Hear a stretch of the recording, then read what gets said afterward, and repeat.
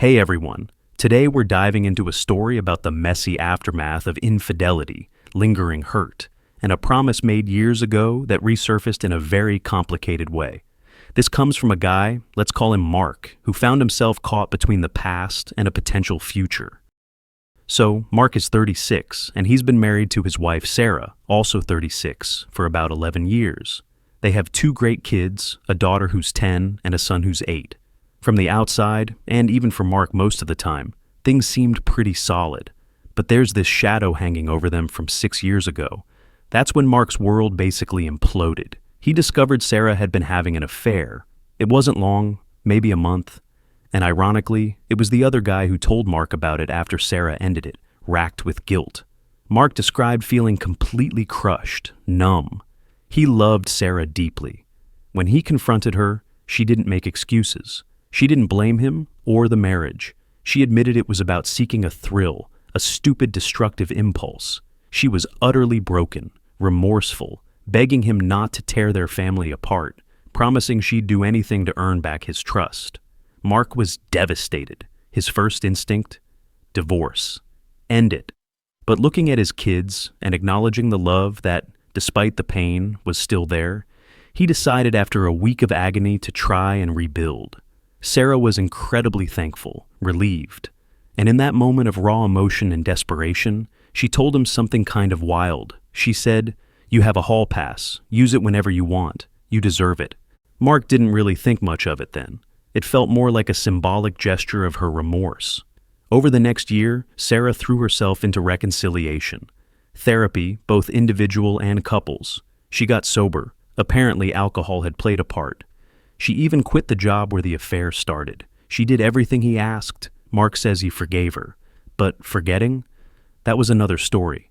He admitted that sometimes, randomly, the mental image of her with someone else would flash in his mind, and the hurt would feel fresh all over again.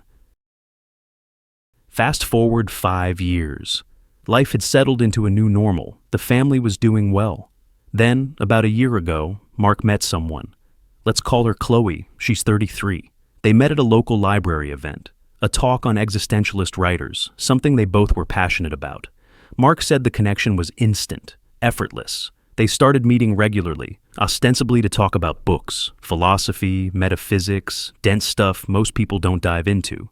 But soon, the conversations drifted. They started sharing more about their personal lives, grabbing coffee, then brunch. It turned out Chloe had something else in common with Mark. Her own husband, David, had cheated on her years ago. It created this strange, intense bond between them. This went on for almost a year. Mark insists they never crossed physical lines beyond hugs and holding hands occasionally. But the emotional connection? It was undeniable.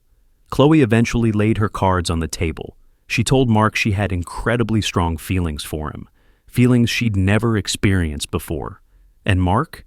He felt it too. Deeply. Something he'd never felt. Not even for Sarah in the beginning, he admitted. But the guilt was immense, so he hadn't told Chloe the full extent of his feelings.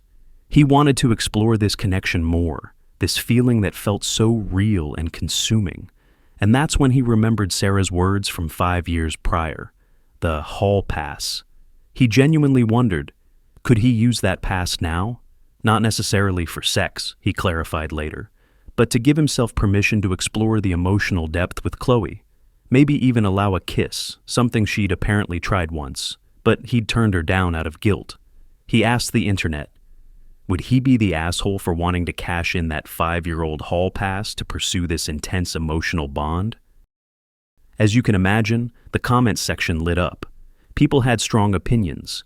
Here are a few that really stood out, capturing the general sentiment. Dude, a hall pass given in desperation 5 years ago isn't a voucher for starting an emotional affair, potentially leading to a physical one with someone you're already falling for. That pass was for a meaningless fling maybe, right after the fact, not for building a connection like this. You need to be honest with yourself. Holding hands, deep emotional talks, feeling flutters for someone else while married. You are already having an emotional affair. The hall pass is irrelevant. This isn't about permission. It's about the fact your marriage clearly never fully recovered from the original betrayal. Using the hall pass now, especially for this woman, would likely destroy your marriage anyway. It sounds like you found someone you connect with more deeply.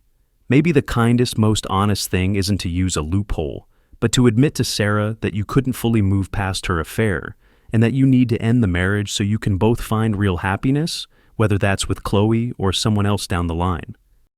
So, Mark read the comments, and he actually posted a quick update. He said he decided not to use the hall pass. He realized it didn't feel right and wouldn't be fair to Sarah, acknowledging he didn't intend for it to be sexual anyway.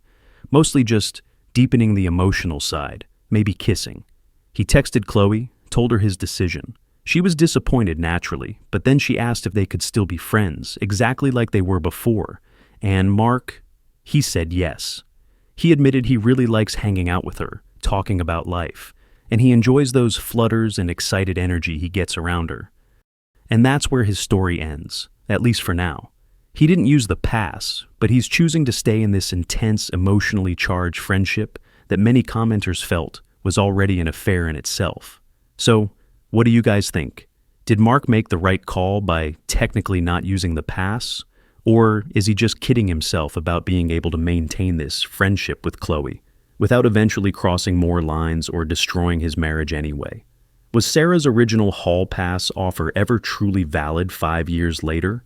What would you have done in Mark's shoes? Let me know your honest thoughts down in the comments. I'm really curious to hear your perspectives on this one.